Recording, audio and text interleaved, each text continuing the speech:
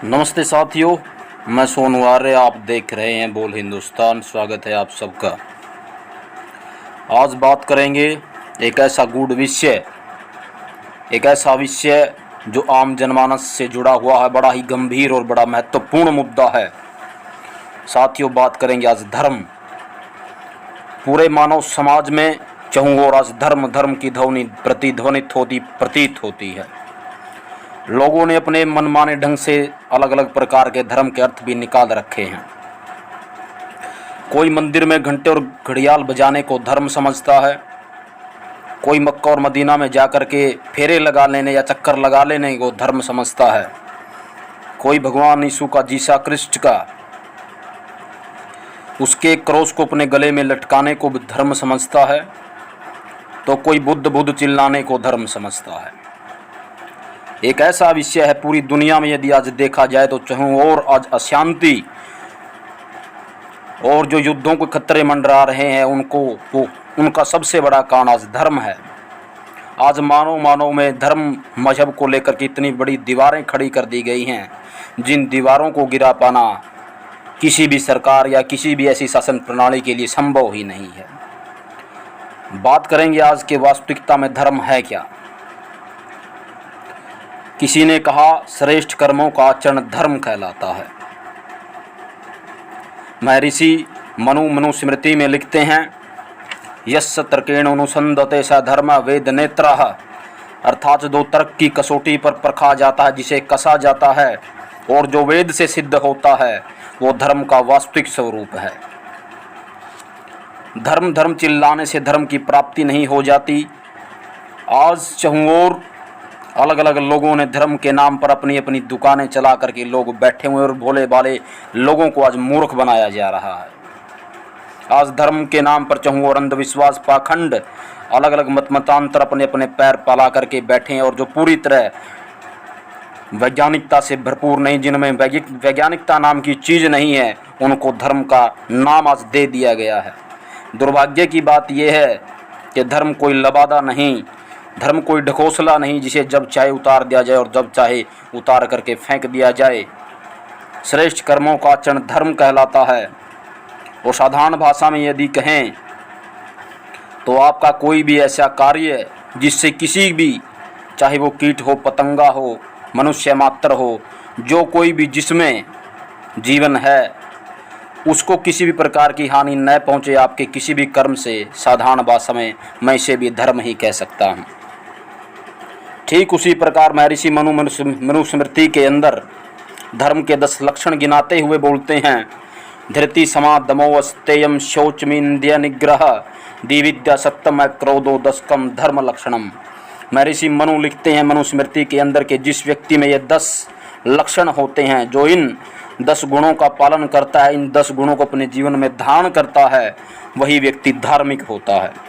वो कहते हैं जिस व्यक्ति में धैर्य, सहनशीलता, अस्तेय, संयम, स्वच्छता, इंद्रियों को वश में करने की शक्ति, बुद्धि, विद्या, सत्य और क्रोध, जिस व्यक्ति में 10 लक्षण पाए जाते हैं, वही व्यक्ति धार्मिक होता है। ठीक इसी प्रकार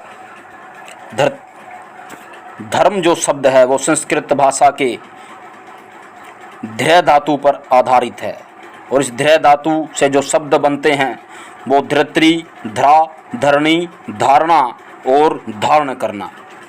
इस प्रकार इस शब्द का तात्पर्य हुआ कसकर पकड़ना, थामना, थामे रखना, धारण करना, अधिकार में रखना या युक्त होना।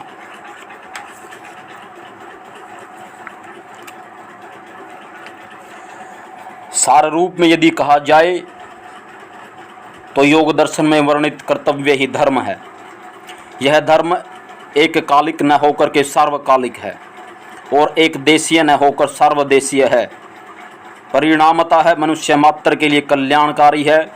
संसार के किसी भी कोने में रहने वाला प्रबुद्ध मनुष्य अपने परिष्कार और उत्थान के लिए इसे अपनाना चाहेगा। इसमें किसी मत, पंथ या तथाकथित धर्म के विरोध का स्वर नहीं है। साथ में इसमें यह भी विशेषता है, जो भी व्यक्ति से अपनाएगा उसे किसी दूसरे मार्ग की आवश्यकता नहीं रहेगी और उसकी पहली आस्थाएं व मान्यताएं धीरे धीरे क्षीण होकर के स्वयं ही लुप्त हो जाएंगी। कोई भी राष्ट्र चाहे वह तथाकथित धर्मनिरपेक्ष हो या धर्म सापेक्ष, योग दर्शन में वर्णित धर्म इन धर्मों या कर्तव्यों को अपने संविधान में स्थान देकर अपने नागरिकों का कल्याण करते हुए संसार को सुखी और शांत बनाने में महत्वपूर्ण भूमिका निभा सकता है। दुनिया में सबसे अधिक अन्याय इस धर्म के शब्द के साथ हुआ।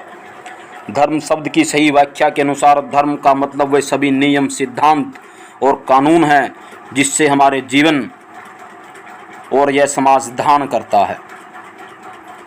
यदि आर्य वांग्य में धर्म की व्याख्या सुनी जाए तो महर्षि कणाद वैशेषिक दर्शन में लिखते हैं, यह तो अभ्युदय निश्रेयस सिद्धि से धर्म है, अर्थात जिन बातों से अथवा जिन कार्यों से हमारे भौतिक और आध्यात्मिक कार्यों की उन्नति होती हैं वो सभी कार्य धर्म के अनुकूल हैं, वो धर्म के अंतर्गत आती हैं। ठीक इसी प्रकार ऋषि दयानंद सत्यार्थ प्रकाश में लिखते हैं, जो पक्षपात रहित वेदानुकूल और सत्याचरण है उसी को मैं धर्म मानता हूँ। इसके विपरीत जितने भी कार्य हैं वो सारे अधर्म हैं।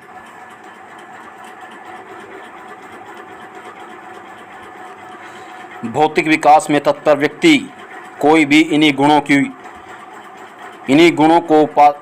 की उपासना करता है। ऋषि पतंजलि के अनुसार अष्टांग योग की आध्यात्मिक साधना ये 8 सीढ़ियाँ हैं।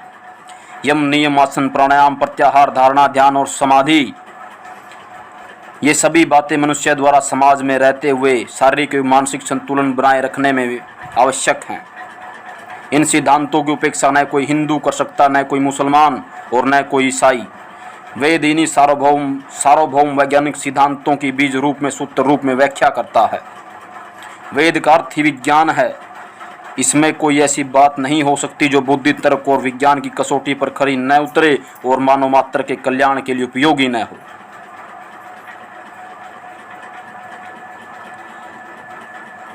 समय समय पर जब ऐसे कानून और सामाजिक न्याय की पकड़ ढीली होती है तब तक ऐतिहासिक महापुरुष देश की परिस्थिति के अनुसार इन व्यवस्थाओं की उपादेयता पर जोर देते हैं।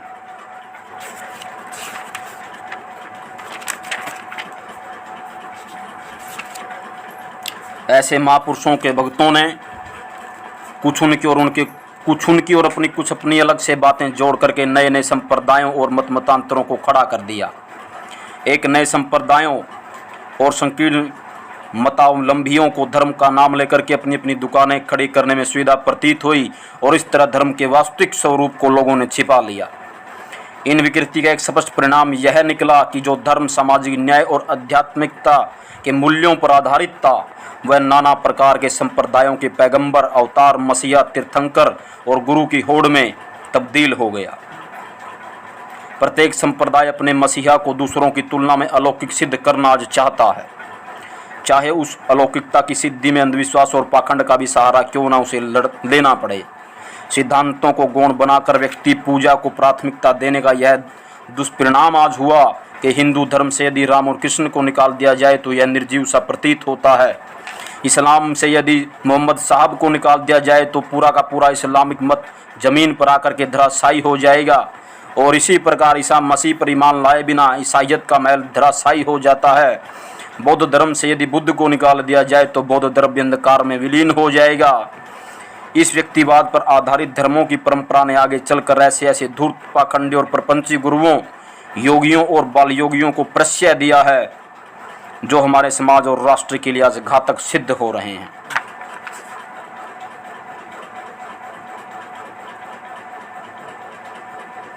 धर्म कोई अफीम नहीं है।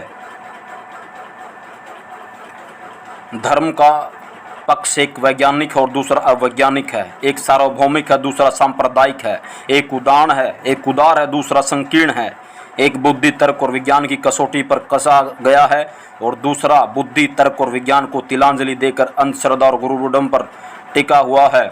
पहला स्वरूप शोषण का दुश्मन है तो दूसरा शोषण का दलाल है।